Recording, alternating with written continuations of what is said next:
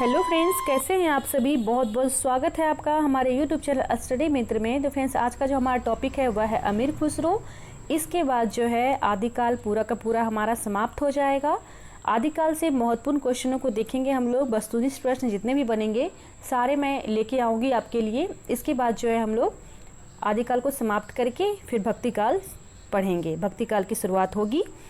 तो चलिए अमीर खुसरो के बारे में जानते हैं। तो आदिकाल में जो है इनका महत्वपूर्ण स्थान है, या कहें कि आदिकाल में अत्यंत महत्वपूर्ण एवं बहुमुखी प्रतिभा के धनी साहित्यकार जो माने जाते हैं वो माने जाते हैं अमीर खुसरो जो है ये 14वीं शताब्दी के कवि हैं और इनकी पहेलियाँ मुर्कियाँ जिससे कि आप सभी अच्छे से वाकिफ़ हैं, आप सभी अच्छे से जानते हैं, जो कि बहुत ही प्रचलित है और अभी तक प्रचलित है।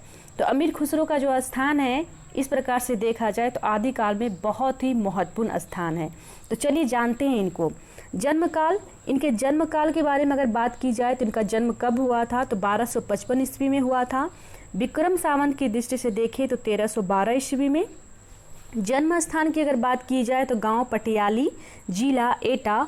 मूल नाम इनका क्या है तो अब्दुल हसन, या कहें कि अबुल हसन। उपाधि जो इनको मिली थी खुसरो सुखन की उपाधि मिली थी महज 12 वर्ष की उम्र में। मात्र 12 वर्ष की उम्र में यह उपाधि इन्हें मिली थी। यह बहुत बड़ी बात होती है कि 12 वर्ष की उम्र में इतनी बड़ी उपाधि इन्हें मिली थी खुसरो सुखन की। मृत्यु जिनकी हुई थी 1324 ईस्वी में हुई थी और विक्रम संवत की दृष्टि से देखें तो 1381। ठीक है।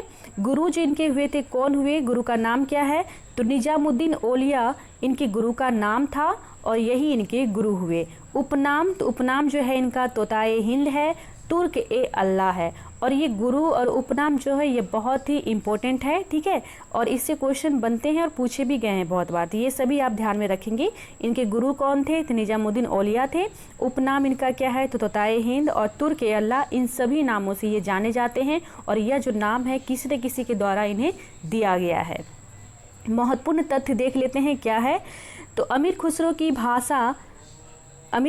भाषा हिंदी की आधुनिक काव्य भाषा के रूप में पूर्ण प्रतिष्ठित होने का संकेत देती है। अमीर खुसरो की जो भाषा है वह क्या है, हिंदी की आधुनिक काव्य भाषा के रूप में जो है पूर्णतः प्रतिष्ठित होने का संकेत देती है। प्रमुख रचनाएं जो है ये भी बहुत इम्पोर्टेंट है।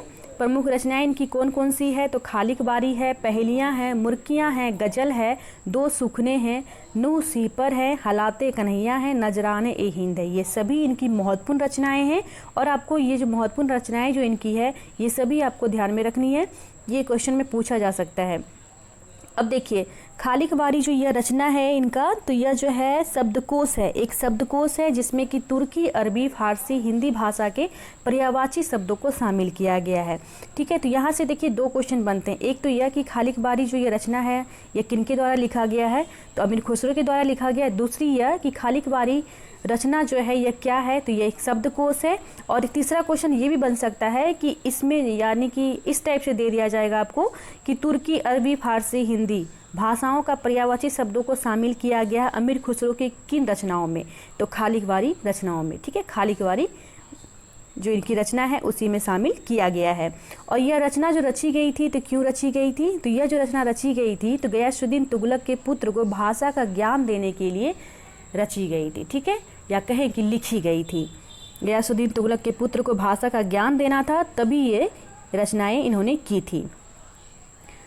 नूसीपर में किसका वर्णन है तो नूसीपर में जो है भारतीय बोलियों के संबंध में विस्तृत से वर्णन किया गया है। नूसीपर में किसका वर्णन किया गया तो भारतीय बोलियों के संबंध में विस्तृत वर्णन किया गया है।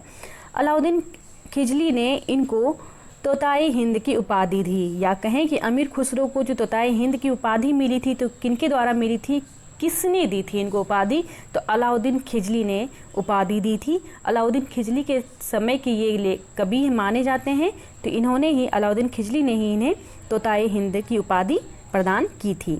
संगीत के क्षेत्र में इन्होंने आवाज़ खुसरवी नामक ग्रंथ की रचना की तथा नवीन रागों का आविष्कार किया था। इन्होंने क्या किया था, संगीत के क्षेत्र में इन्होंने क्या किया था, आवाज़ खुसरवी नामक ग्रंथ की रचना की तथा नवीन रागों का आविष्कार किया था। अमीर खुसरो ने भाषा के लिए हिंदी शब्द का प्रयोग जो इन्होंने किया था अमीर खुसरो ने भाषा के लिए हिंदी शब्द का जो इन्होंने प्रयोग किया था तो बहुत से नए नामों के साथ किया था, जैसे कि हिंदुई, हिंदोई, हिंदवी, इन सभी शब्दों का प्रयोग जो करके इन्होंने हिंदी नाम दिया था। तो हिंदी के शब्द के लिए जो इन्होंने प्रयोग किया था तो क्या क्या किया था, तो हिंदुई, हिंदोई, हिंदवी आदि ऐसे शब्दों का प्रयोग करके हिंदी नाम इन्होंने दिया। अमीर खुसरो को हिंदी खड़ी बोली का प्रथम कवि भी माना जाता है। ये बात आपको ध्यान रखना है कि हिंदी खड़ी बोली के प्रथम कवि किसे माना जाता है, तो अमीर खुसरो को माना जाता है। ब्रज और अवधि को मिलाकर काव्य रचना करने का आरंभ भी इन्होंने ही सर्वप्रथम किया था। ब्रज और अवधि को मिलाकर काव्य रचना लिखना जो शुरू किया गया था तो सर्वप्रथम अमीर खुसरो के द्वारा ही किया गया था। अमीर खुसरो जो है हिंदू मुसलमानी शवंती संस्कृति का प्रथम प्रतिनिधि कवि भी माने जाते हैं, यानी इनको जो है हिंदू मुसलमानी शवंती संस्कृति का प्रथम प्रतिनिधि कवि भी माना जाता है। अमीर खुसरो का पूरा नाम क्या है, तो अमीर खुसरो का पूरा नाम जो है अबुल यमीनुद्दीन खुसरो है। ये आपको ध्यान में रखना है कि अमीर खुसरो का पूरा नाम क्या है, तो अबुल यमीनुद्दीन खुसरो है। और डॉक्टर राम कुमार वर्मा ने इनको अवधि का प्रथम कवि माना है। ये देखिए क्वेश्चन में आ सकता है कि अवधि का प्रथम कवि अमीर खुसरो को किसने माना है, तो डॉक्टर राम कुमार वर्मा ने अवधि का प्रथम कवि माना है अमीर खुसरो को। ये देखिए अपनी पहेलियाँ के लिए काफ़ी प्रसिद्ध हुए थे। कुछ पहेलियों को मैं यहाँ पे नोट की हूँ, आप सभी देखें, बड़ा मज़ा आएगा आप सभी को भी। एक थाल मोती से भरा, सबके सिर व ओधा धरा, चारों ओर वह थाली फिरे, मोती उससे एक न गिरे। जब मैं इसे पढ़ी थी तो मुझे भी समझ में नहीं आ रहा था कि इसका आंसर क्या होगा। तो आप सभी भी अगर इसे देखेंगे तो शायद कोई आंसर बता भी दे, कोई नहीं भी बताए। तो एक थाल मोती से भरा, सबके सिर व ओधा धरा, चारों ओर वह थाली फिरे, मोती उससे एक न गिरे। तो इसका मतलब जो होता है, इस पहेली का मतलब वो होता है आकाश।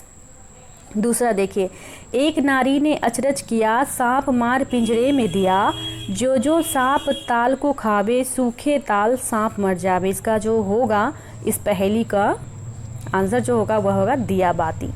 ठीक है, तो इस तरह से इन सभी पहेलियाँ, मुर्कियाँ, ये सब जो लिखे थे, इनके लिए बहुत इनका नाम है, इनकी प्रसिद्धि है और अभी भी इसका प्रयोग किया जाता है इनकी पहेलियों का। तो इन सभी के लिए ये जाने जाते हैं हिंदी साहित्य के आदिकाल में।